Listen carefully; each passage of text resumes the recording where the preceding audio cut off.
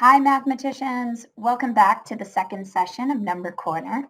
Today I'm excited because I get to reveal the next two markers in our calendar grid. What you're going to need for this lesson will be your math journal and something to write with. I'm going to show you the next two calendar markers. Take a moment to silently just look and observe.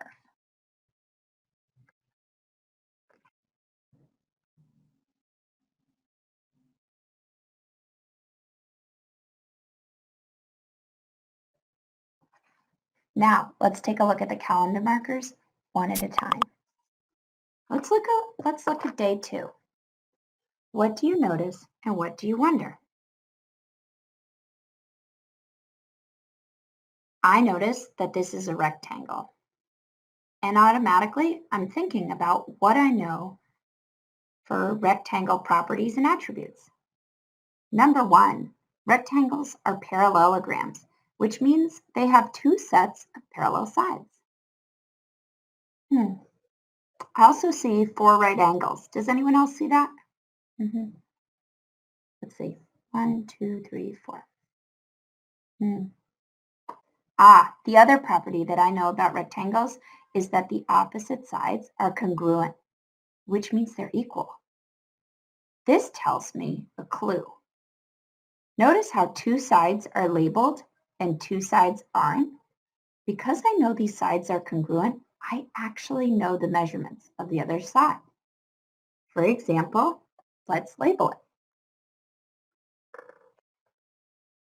If these sides are congruent, I could label this 1 centimeter as well. And if I know that this side of the rectangle is congruent to this side, I could label this 2 centimeters. Let's calculate the perimeter. So let's take a walk around the shape and add up the sides.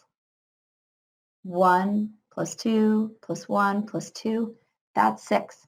But I think I could record it in a special way. Here we go. Time to record on our grid.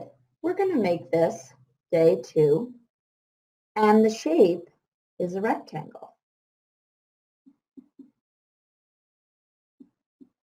Now, when I'm making my calculations, I know that the perimeter was 6, but I'm going to record it in a special way. Since I know that two sides of the rectangle were 1 centimeter, I can write it like this. Two sides were 1 centimeter, and I know that two sides of my rectangle were 2 centimeters. I can record it like this. So I know 2 times 1 is 2, plus 2 times 2 is 4. Well, 2 plus 4 equals 6 centimeters. It's really important in Number Corner that we record our equation, and when we write our answer, that we make sure to label the unit as well. Let's go to the next card. Here is our third marker. What do you notice and what do you wonder about this?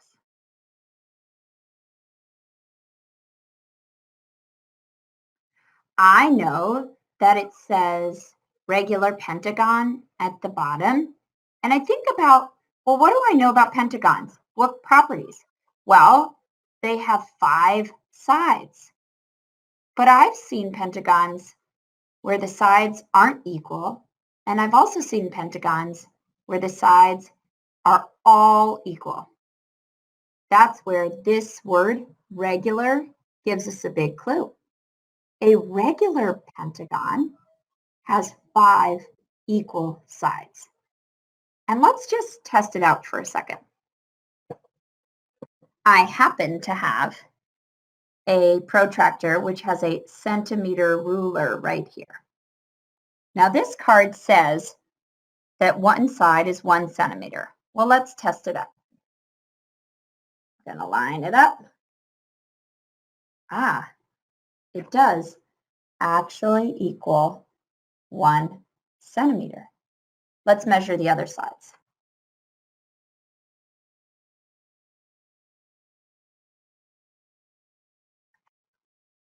Interesting. Okay, we're on a roll. Let's check the third side. It does. Measures 1 centimeter. And we'll do the fourth and fifth just to be sure. 1 centimeter. And the last one, 1 centimeter.